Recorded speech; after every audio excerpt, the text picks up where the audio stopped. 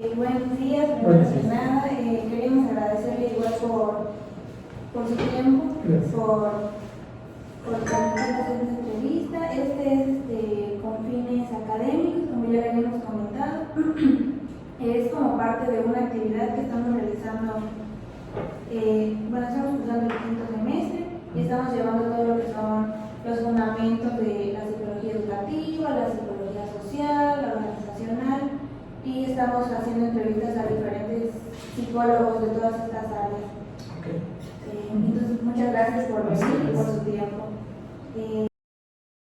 Pues la primera pregunta es: ¿en qué consiste la labor de un psicólogo social? Bueno, depende, ¿no? Aquí en la universidad, de hecho, sí saben que la psicóloga social reconocida porque tiene esa formación es la doctora Magnolia López, ¿no? Yo trabajé aquí en la materia de fundamentos teóricos en psicología social e hicimos el libro, que no sé si se sigue usando, electrónico o digital. Digo que depende porque igual que en las otras áreas, depende quién lo defina o la corriente desde donde se defina, ¿no? Ya sea psicoanalítica, ya sea conductual, ¿no? Ya sea humanística, ¿no? Entre otras. La que yo me baso, donde yo me muevo, es socioconstructivista. La psicología social se dedica al estudio e intervención de fenómenos del conflicto humano, ¿no? Entendido por conflicto humano la relevancia de la diferencia entre las personas. Teóricamente lo define Moscovici como la diferencia entre el arte y el ego con respecto a un mismo objeto, ¿no? ¿Qué es lo que nos hace diferente? Nuestra relación que establecemos con los otros en función de los objetos de la realidad con los cuales interactuamos, ¿sí? Donde nos vemos claramente, por ejemplo, cuando, digamos, este es un ejemplo clásico, ¿no? Varios autores lo manejan. En los vínculos íntimos, como el enamoramiento, cuando tú estás enamorado, el otro y tú comparten una visión del mundo. Es un periodo temporal, ¿no? En el cual el otro y tú parece que vieran el mundo con los mismos ojos, pero es un pareciera, y no es real. Cuando el otro, ya seas tú o el otro, concretamente hablando, empiezas a discrepar y a connotar que no eres idéntico al otro, es cuando empieza a surgir el conflicto, ¿no? Y entonces es donde interviene lo que es la psicología social. Y esto tiene que ver con enamoramientos, problemas laborales, problemas familiares, ¿no? Ahí es donde interviene el psicólogo social. La siguiente pregunta es: ¿cuál es el impacto, en este caso, de su labor dentro de la sociedad? Pero es que depende, ¿no? Yo me moví mucho por mi experiencia, ¿no? Desde que yo salí prácticamente fue área social, tuve esa fortuna. Me formé en la carrera aquí en la universidad en la tercera generación y tuve la fortuna de contar con maestros cuya visión era psicosocial, entre ellos la doctora Magnolia López, ¿no? Quien sigue dando clases, el maestro José de Jesús Criollo Vera, que venía de Nuevo León. La maestra Magno estudió en la UAM Xochimilco, el maestro Criollo estudió en la Autónoma de Nuevo León y él era terapeuta sistémico estratégico familiar, ¿no? Y el maestro Juan Pedro Aquila Coltro, él venía de Italia con un grupo de italianos que tenían una formación cuasi religiosa, por llamarlo de algún modo, y él manejaba, por ejemplo, el fenómeno del miembro fantasma, pero aplicado a las relaciones familiares, ¿no? Por ejemplo, hasta ahora que tuve una amputación por un problema de salud, entiendo el miembro fantasma, me quitaron un dedo, entonces de vez en cuando te me duele el dedo, ¿no? Y dices, ¿pero por qué no? Si ya lo tienes, ¿no? Entonces, esto es algo que estudió el maestro Juan Pedro, pero no fisiológico, sino en las relaciones familiares, cómo duele la ausencia, por ejemplo, ¿no? Entonces, puede intervenir desde el aspecto de lo imaginario, del imaginario social, ¿no?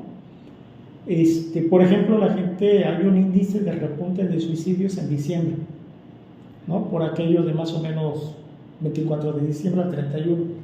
Campeche es un estado récord que sigue subiendo, pero no somos un estado de gran población, ¿no? Entonces no se mide por el número, sino por el número en proporción con cada 100,000 habitantes. Y ahí sí estamos altos, ¿no? Y uno diría, se suicidan porque es la fecha de nacimiento de Jesús, ¿no? Eso dice el cristianismo. La verdad es que Jesús no nació en diciembre. Si históricamente existió, creo que algunos dicen que en junio, otros que en agosto. No nació en diciembre. Se celebra por el culto a las Saturnalias en Europa, que no podían combatir el cristianismo, el cristianismo no podía combatir los cultos paganos, entonces aprovechan el rito de las Saturnalias, que es el inicio de la cosecha europea, que es el 24-25 de diciembre, ¿no? Por un fenómeno meteorológico. ¿Qué es lo que hacen? Dicen que Jesús nace en esa época. Realmente era el día del culto a Dios Ra, de los egipcios. Entonces hacen ese traslado. Entonces tú dices, entonces no tiene caso que esté suicidio la gente en diciembre. No, pero en el imaginario, si tú no tienes una familia, como se te ha dicho que debería de ser una familia, ¿no? Y entonces vives sentimientos de soledad, aislamiento y depresión en diciembre, pues tiendes a pensar en acciones como el suicidio. Es una explicación que da el doctor Baquedano, por ejemplo, en Yucatán. Esas son áreas de intervención de psicología social. O sea, no se trata de quitar a la gente la ilusión de diciembre, ¿no? Pero tratar de comprender el fenómeno dentro del contexto social. Por ejemplo, el suicidio es un fenómeno que tiene fuertes raíces neurofisiológicas, sí, por supuesto, pero también tiene fuertes raíces de carácter social y mental. Eso es lo que hace un psicólogo social, tratar de comprender las variables psicológico-mentales sociales que intervienen en la conducta humana. Esos son los campos. Y mi primer trabajo fue con niños de calle, por ejemplo, ¿no? Y fue un trabajo arduo, difícil. Eran niños que tenían conductas como alguna síndrome de Tourette, sociopatías, psicopatías, déficit de atención. Algunos de ellos ya habían cometido homicidio antes de los 12 años. Me tocó trabajar con ellos. Nos tocó trabajar algunos psicólogos, sociólogos con ellos aquí en Campeche, y uno diría, es que esas conductas son del clínico. Sí, pero vivían en las calles. Y eso que para nosotros es un defecto dentro de la norma, o de la moral más bien, para ellos era un medio de supervivencia, ¿no? Para ellos se les servía. Entonces esto había que comprenderlo desde el ángulo social. Luego yo trabajé cuando dejo el DIF me paso a trabajar al CECITEC en Jopelche. Ya tenía fama de trabajar grupos difíciles, me matan para allá. No existe realmente un grupo difícil, lo que pasa es que cuando tú vives dentro de tu grupo, todo grupo externo te parece difícil. Vamos a lo mismo, relaciones íntimas. Cuando tú conoces a la familia de tu novio, novia, pareja, te parecen casi extraterrestres.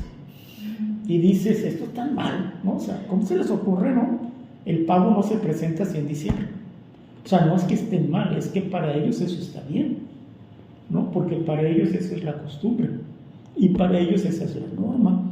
Entonces, a mí me mandan a Jopelchen a trabajar con jóvenes indígenas, ¿no? De zona mayera, que es lo primero que hice, lo mismo que aprendí a hacer en DIF, que me enseñó un maestro que dio clases brevemente en la universidad y luego se pasó al DIF, que era el maestro Gonzalo Zavala Larpín. Él vive en la ciudad de Guadalajara ahorita, también ya está jubilado, aunque hace investigación independiente, igual que yo. Él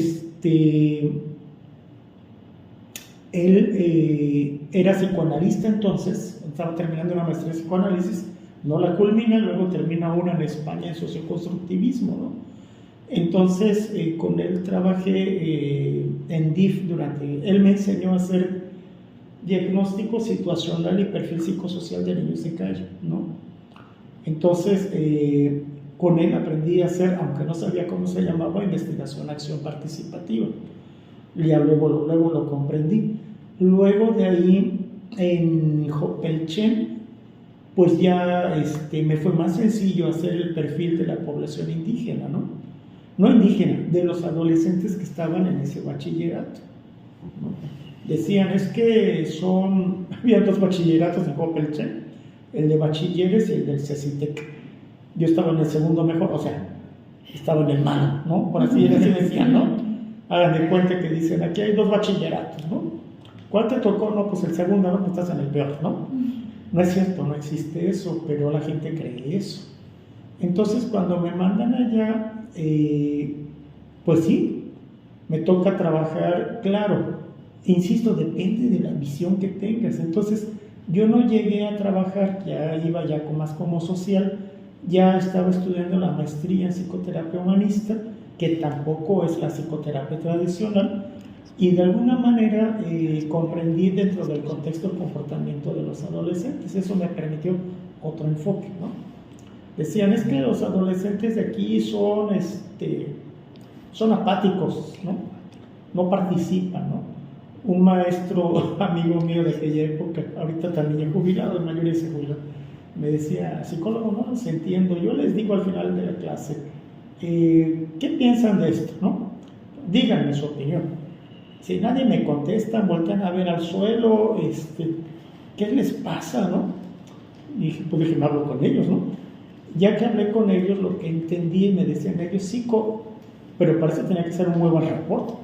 Y me decían, lo que pasa es que es falta de educación contestar a los mayores.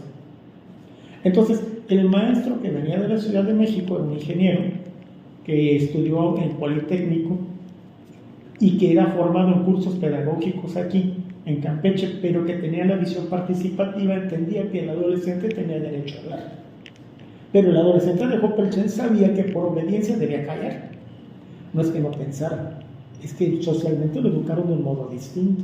Entonces tuvimos que empezar a trabajar desde ahí, desde la comprensión del maestro, ¿no?